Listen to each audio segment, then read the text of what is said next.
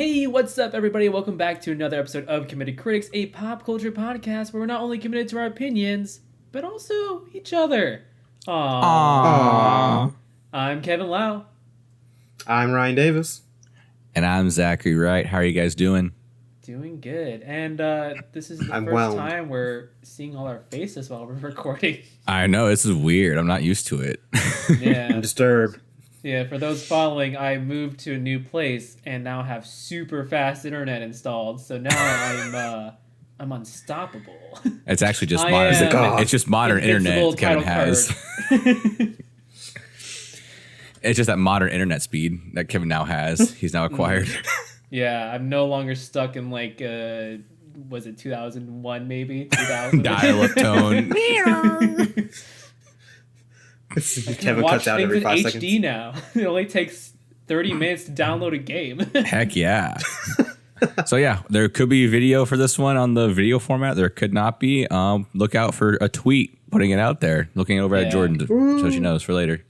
Yeah, my video quality is terrible, so I still have to get some things around to make good video quality. But I would have dressed better. It's fine. This was really spur of the moment kind of thing. I was just playing my camera. Turned it on and I was like, hey. And this also opens up more opportunities for our Let's Plays. So more on that soon. Ooh. If you want to see what we've done so far, check out our YouTube channel, Committed Critics. But for now... Yeah, we're talking about the latest MCU movie that came out. Eternals. Not the Eternals. Yeah. They dropped the They dropped the. I was wondering about that. I was like, I could have sworn it was The Eternals at one point. Do we know why they dropped it? Just create it, like, just artistic choice? Sounds cooler. It does. Eternals. I think also maybe, usually sometimes with like marketing, they want to pick they remove a word or letter because so they can get higher on the alphabetical list. So it's a weird thing. All right, fair enough. We got rid of the. Some like directors and actors do that too, with like their quote unquote stage names. Mm-hmm. So yeah, who knows why? Maybe Feige looked at it and was just like, you know what? Something doesn't look right. Not even that. It's like we don't have a lot of E titles. We need some E titles. It turns out most theaters their marquee signs they only have 2 E's. Anyway, let's go into our quick spoiler-free thoughts on Eternals. Yeah, Zach. Did you want to start out? Or do you no, because I built off Kevin. So in our doc, so one of you two go first. So the best way I could describe Eternals is that it feels like it's a square block with its corners shaved off to fit a circle hole, because it's not fulfilling as a goal. What it feels like it's trying to go for, but it's also not fulfilling as like the corporate side of Marvel either. Right. So you're not getting your usual standard corporate movie, but you're also not getting your artistic movie, and it's trying to be both at the same time. Right. Yeah. I do think there's a good movie in there somewhere, and the movie is at its best when it's focusing on the human experience, and those scenes have Chloe Zhao's fingerprints all over it. Like if you've seen Nomadland or any of her other films, like. You would recognize her style like right away. Like, oh yeah, this is her playing to her strengths. But the editing does not match what it's being shot. Yeah.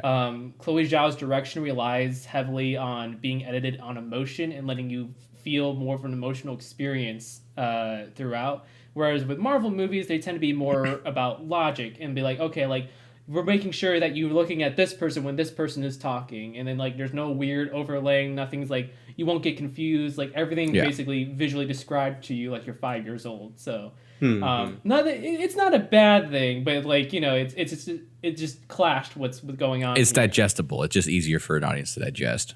Exactly. Yeah. Like it's still Eternals is not a bad movie. It's just that I think it can be much better. It's definitely not the worst MCU but it can movie. be better. Exactly. Not the worst MCU movie at all. It's just more like in the middle. Yeah. It's just there. Yeah, exactly. Ryan, what do you got? Well, I just want to say when I started this movie and I saw the Star Wars title scroll going on, I was scared. I was like, oh no. I was like, one of those movies. I was like, what's happening right now? I was like, the reviews are right. No. my cinema sins kicked in, and I was like, it's like words. But yeah, like I feel like this movie tried to achieve what Shang-Chi did, and like didn't. It kind of failed, but kind of like didn't like. It was trying to be something different, something original. Both of these were characters that not many people knew about. Right. But whereas Shang-Chi kind of like was able to make it work with their cast and everything, this one, I love the large, diverse cast, but it threw so much information in like such a short span of time. Like I was literally like overwhelmed. Like I was trying to figure out, like, it took me forever the whole movie to figure out whose name was who, because the only ones I could remember was Icarus. You're in for so Cersei, much trouble for Dune. Sprite. You're in so much trouble if you watch Dune. I know, that's why I'm afraid to watch it. But like, I was like, I had a hard time. It took me forever to figure out the names, powers, what everyone was doing, and then it was just like, and now they're actually all robots. I'm like, they didn't what?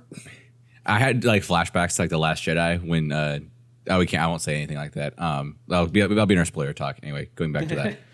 No, right. but yeah, Ryan, I totally felt that whenever like they were trying to like get the team back together. We can say that, like, whatever. Yeah. I was like counting. I'm like, God, there's so many of them. Where's the last one at? Oh my, we're like 2 hours in. It was definitely like drawn out, and I was kind of watching it like, where is this movie going? Like, It's the longest getting the band. Or? Yeah, it's the longest getting the band back together movie I've ever seen. Uh-huh. Well, it wasn't even like a. Yeah, I mean, once that midpoint twist happened, it was like, okay, I see what's going on now. Right. But Yeah. it just kind of like it took a while to get there. wasn't even like a hunt for people. Like, it was like they knew where they were, so it wasn't Right. like we have to like search for him and like, all right, his last known location was here. Like, no, it was like, yeah, we know he's right there. We could have gone and get him at any Right. point, but we just didn't. Just took their sweet time. For me, like similar to what Kevin said, like the film aspires to do something different and break that MCU mold.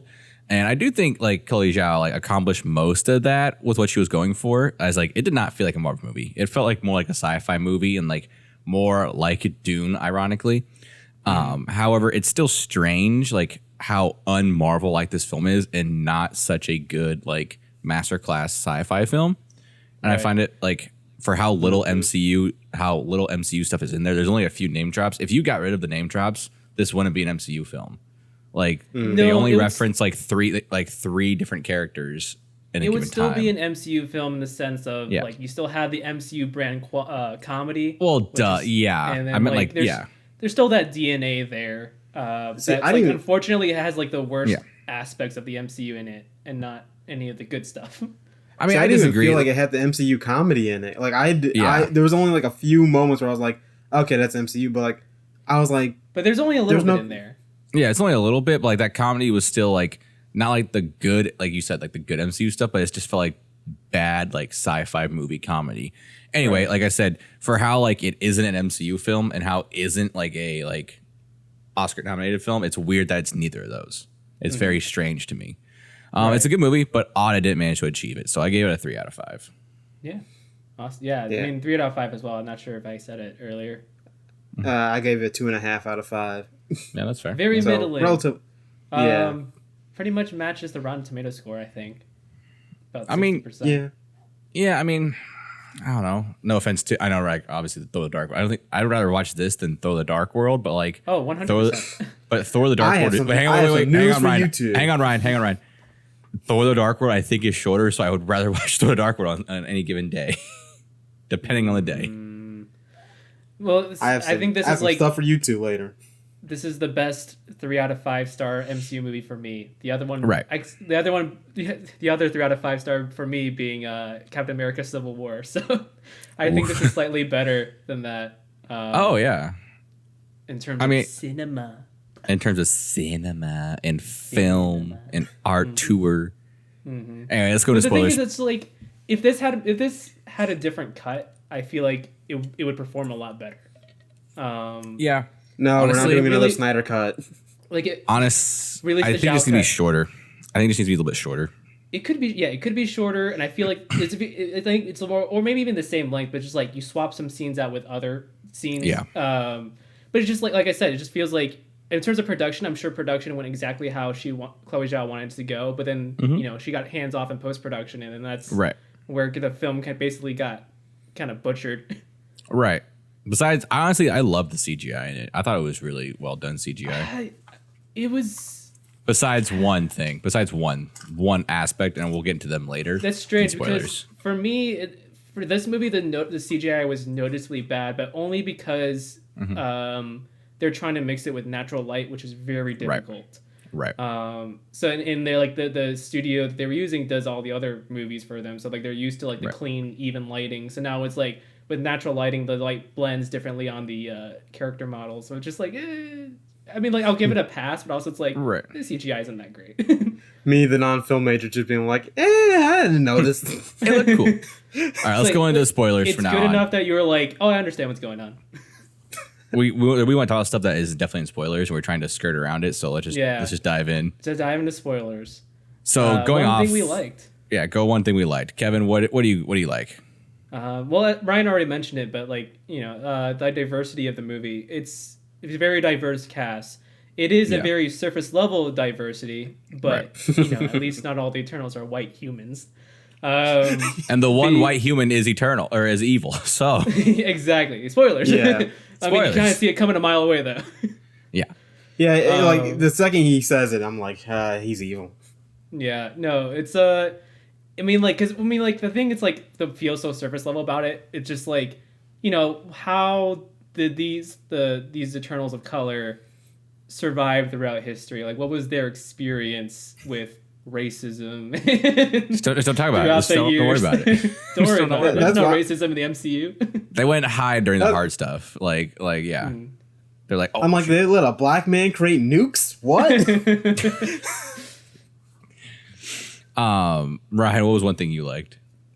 Well, I did like a few of the action scenes because I was like, all right, they use super speed against a Superman in the correct way. I'm sorry, this is the Flash. best use of super speed in any movie. Hot take. I'm sorry. Yes. I was like, oh, this is what Quicksilver should have been. Kevin's like, I hate using. It's not.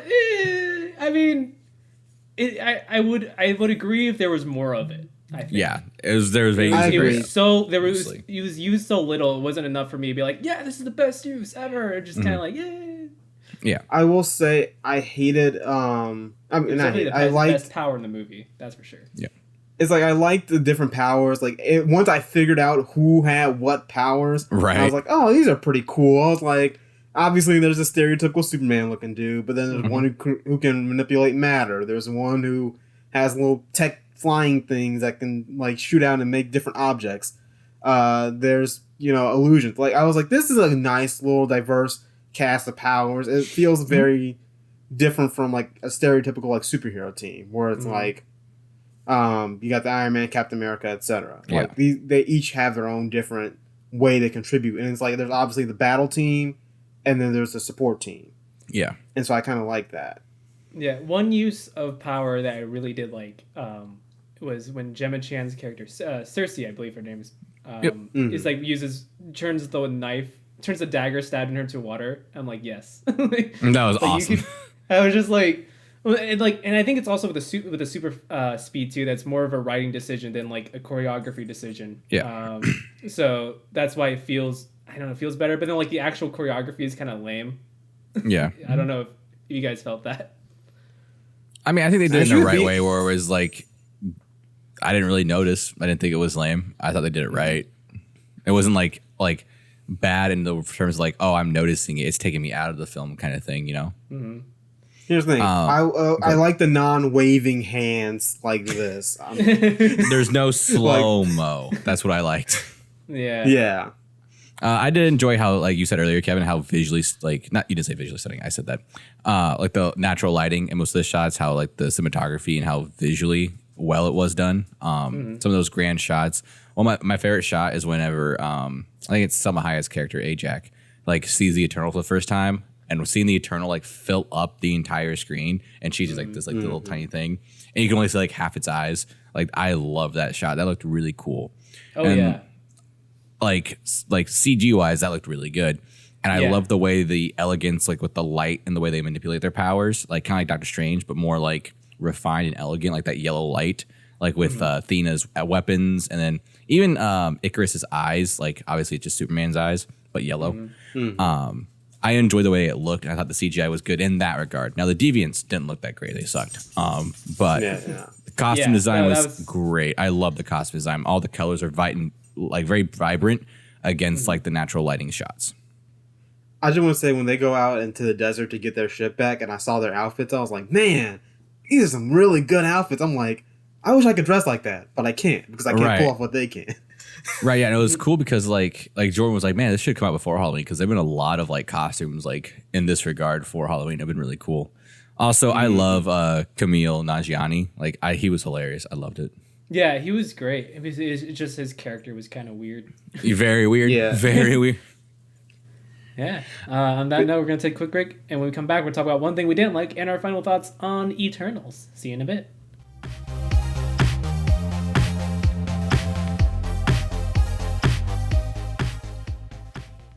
Starting a podcast? Try a Podbean Unlimited hosting plan. It's what we use here at Committed Critics, giving us the opportunity to have our show on Pandora, iHeartRadio, and even Spotify.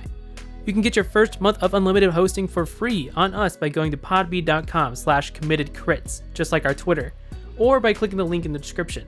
Podbean, the easiest, most affordable option to get started in podcasting. Don't you wish there was a pop culture review site that appealed to cinephiles, both professional and casual? Well, look no further than crpwrites.com. New content such as movie and TV reviews, film essays, and more are released every week by writers who crave for movies like every moviegoer craves for popcorn. CRP Writes is dedicated to making sure no one is wasting time or money where they shouldn't be. After all, you have to be able to buy your popcorn and eat it too. crpwrites.com. Casual reviews with purpose since 2018.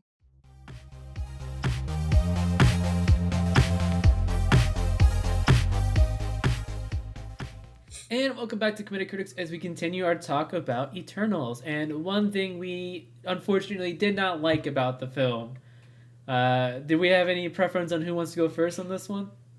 Well, it looks like Ryan has to go after me according to this document, so I guess I'll go first.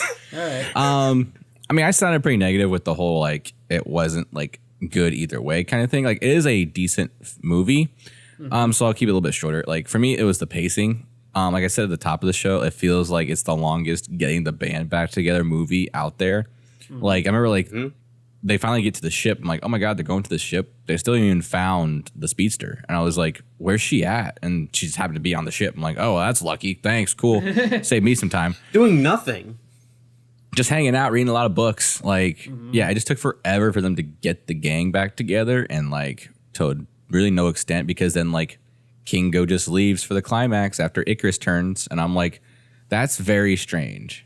And like they're cool with him at the end of the movie after like they beat Icarus and saved the world from the Celestial coming out of the Earth, freaking Unicron style from Transformers. Yeah. Yeah, just very like feels like good. I mean, yeah, it was weird that Camille's character just kind of left, but it's like the film as a whole just kind of feels like it's just setting up the next movie, which should hopefully be better. Yeah, I don't know if like Eternals 2 will be better or like because I don't know if like Chloe Zhao will come back for Eternals 2. I don't want to imagine she would. For her sake, I hope it's just one and done, and she just goes to her other movies. So. Yeah, unless she's attached, unless she's attached to the character she made. But I mean, she's apparently a fan of the MCU and like Marvel comics and all that stuff. So like she's maybe she will. Maybe she will return. Make that extra Marvel money. Yeah, good for her. When she runs out of it for other indie projects, she comes right back for number 2. Hey, treat it like a revolving door. I think Feige will be fine with that. Oh yeah, for sure. Yeah. There were some writing choices like the Deviant Villains. I was like, why do they need to be here? They really don't do anything. Yeah, they look awful. Noise. They're just background noise. They're that faceless villain kind of trope, and I'm like, I'm not really here for it. It was pretty much just to create a villain so we could have the reveal that the real villain was actually... I'm like, there was no point to him. It would have been better if he like started working with them at the end. Yeah, I texted you guys last night. I thought it was gonna be like they reveal that like all like the deviants have been chasing are like rogue Eternals that like lose their mind to what Athena was suffering from, like the weary mind, whatever the hell, mad weary. That was what it was going to be. I'm like, oh, okay, cool. It's what the race against time, so they don't all turn to deviants. It was not. I think that'd be a better option, and then all the deviants can come together, and the deviants and them can come together and like beat the Celestials. Also, the other thing I didn't really have any stake in like beating a Celestial because we've already seen that before. We've already seen a team of heroes beat a Celestial. Right. And Guardians 2. Yeah, and Guardians 2. And I was like, well, wait. And also, it's their same plan that Ego had. Like, Ego just made it himself across the galaxy, whereas the Celestials, like, just put like random seeds across the galaxy for more Celestials. And I'm like, wait. All right, like, it's been done before. No stakes. So, yeah. I'm also like, what would have happened with Ego just, taking over the Earth with the Celestial just not been born? Right. Yeah. What if? Yeah, what if? What if there's 2 Celestials popping out of that Earth? I was also like, Ryan, what's up? They felt like there was no repercussions to that Celestial just popping out. Like, there's a whole face in the middle of the ocean. Everyone's just like, damn, that's pretty cool. Seriously didn't think to like break it or have like someone just like turn it back break to it apart. Yeah, turn it back to water, like raise the ocean a little bit more. Yeah, flood some shorelines, but don't worry about it. A lot of butterflies, nothing. No, okay, cool. Right. Ryan, what do you think? Which one thing you didn't like? Yeah, I agree with you, Zach, on the pacing and the writing choices. I don't know why Kingo wasn't at the end. I don't know why Deviants existed. Right. I agree with they should have had the ensemble like grouped together a little bit earlier, just so we could feel like they were a family. Because at the end, I was just kind of like, I don't care about anyone except for Gilgamesh right now, because I really want Gilgamesh to just. When he dropped his pie, I was like, damn. I was very sad over that pie for no reason. I was like, man, he worked a long time on it. And he bent it like the cast iron skillet. I was like, whoa. I was like, this dude made a whole pie for everyone. He was like, hey guys, I just beat up a deviant. You want some pie? What's up? But I also think some of the flashback scenes should have been like either earlier or later. Yeah. Like the flashback scene revealing the Icarus. I'm like, that feel like it should have been after the whole hand holding thing, because I was just kind of like, all right. There was no transition to the flashbacks, which was weird. Which I think was an editing problem more than it was a writing problem. Yeah. The flashbacks worked with like the feel of them. Like I was okay with the flashbacks, but when we just hopped right into a flashback, it was very like, oh wait, I had to like remind myself like there was no like time change, like no way to, like you said, Kevin, a transition into the flashbacks. Like I still liked them. I think Ryan, I agree with you where like they need to be like maybe put in different places and add transitions so you know like, hey, we're going back in time, not Shang-Chi does flashbacks like some of the best that I've seen in movies because there's like a very emotional cue. It's like time to go to the flashback. Really hone in on this moment. But I think also the problem is that they don't age per se. So you can't really tell you're in a flashback until like, oh wait, these people look ancient. Yeah, I agree with Ryan. Like they're ageless, so it's like hard to tell like when this is back in time. Besides like tunics and spears. And then also, I really wish we hadn't had another evil Superman. Like, that just made me upset because I was like, oh, great. Now they're going to fight the guy who can beat all of them because the one dude who actually could punch is now dead. And I'm like, Athena won't be able to beat him. Like, we already know that's going to be a thing. I'm like, they'll slow him down, but he's going to come back. I was happy Sprite went with him. I'm sorry. I didn't like that. That was weird. Like, it's just a weird inclusion in general. That Peter Pan analogy, I was like, ooh. Yeah, well, the thing is, it's like, it feels like a movie that should be rated R, but like they keep dancing around to what Sprite wants because she wants an R-rated thing, but this is a PG-13 movie. Yeah. She wants what happened in the beginning with Richard Madden and Cersei. Yes. Exactly. Speaking of that, like that sex scene was nothing. I was like, everyone's like on Twitter, like, there's a sex scene in Marvel, and I'm like, what do you mean a sex scene? It was just it's the same thing that happens in Iron Man 1. Right. I was like, the Iron Man 1 thing was actually honestly more I feel like Iron Man 1 and 2 were more sexual than Right. However, it was like Black Widow's over here stretching her entire ass out. Well, she had a bra in Iron Man 2. No, but like that sex scene though between those two people, very hot. Gotta say, very hot. Anyway, it's very nice, but like Man, they really hyped it up. Yeah, there was I no felt hype. more sexual tension at the beginning of Shang-Chi than I did in that entire scene. No, fair. Yeah. Fair, you know, fair. That's was fair like- criticism right there. Yeah, Tony Leung, man. In between Shang-Chi Kevin. and his aunt. Big rip. Back to the editing, Kevin. What was one thing you didn't like? I mean, like I kind of already pointed out, but yeah, like this one, it was like the editing was. I did not like the editing. Not that the editors in questions are bad. One of them, it was two editors. I don't know. It sounds like they were co-editing together. One of them edits Paul Thomas Anderson films, so like and like Phantom Thread is one of the best edited films out there. And the other one edits MCU movies like Guardians of the Galaxy, Ant-Man and the Wasp. He's kind of like a fallback editor for MCU. But it doesn't mesh well with Chloe Zhao's direction. Like you watch. Like the reason why Nomadland is such the editing of Nomadland is so good is because it has a free floaty feeling like where you can emotionally feel like a nomad when you watch the movie, Right. And seeing like Frances McDormand like go from scene to scene, and Chloe Zhao's writing and direction isn't like a traditional studio movie, so really like kind of like what it ends up being is like this is the result of what happens when you hire a artistic person to do a corporate thing, and then just kind of like ends up feeling like a poorly paced, just kind of meh experience overall. Yeah. Like I said, like earlier, I feel like the structure of the editing, like going into the flashbacks, was very strange. And going back to what you said at the very beginning in our spoiler-free thoughts, Kevin, there's something good here. Like there's something good and very like art housey and cinema in this movie. It's just strange that it's not here, and maybe it's because the editing was a bad editing job, or and Marvel corporate got their hands on it too much. But even then, so to take that into account, I guess this goes into my final thoughts. Basically, it's weird that like because if Marvel corporate got their hands on it a little bit more, it's weird that it isn't a decent MCU movie. Yeah, So, exactly. Well, the thing is, like, maybe it's like, they shot the movie the way Chloe Zhao wanted to shoot it, but then, like, when it came to the post-production, it's like, well, maybe we can't reshoot this because, COVID and, like, those actors are busy with other things. So it's like they work with what they have and rearrange things around, and then, like, it still doesn't quite work. But, I'm willing to bet, too, like, maybe, like, Chloe Zhao's, like, the assembly cut's probably, like, 3.5 hours long. like it's probably a long movie that they trimmed down to make it 2.5 hours. Listen, I just came off of Dune last night. It was 2.5 hours, dude. It was 2.5 hours. And then I watched Dune on Saturday night, and oh my god, I'm movied out. I don't want to watch another movie again in my life right now.